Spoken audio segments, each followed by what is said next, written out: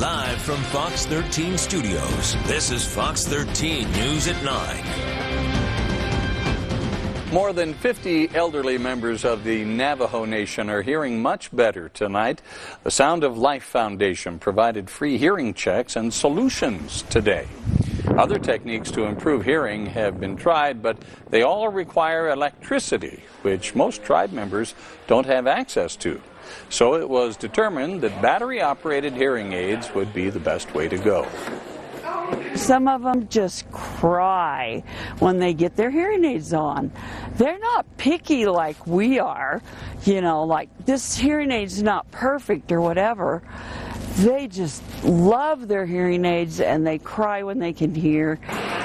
The Southern Utah Deaf and Hard of Hearing program organized the event and will do more testing and fitting people with hearing aids tomorrow.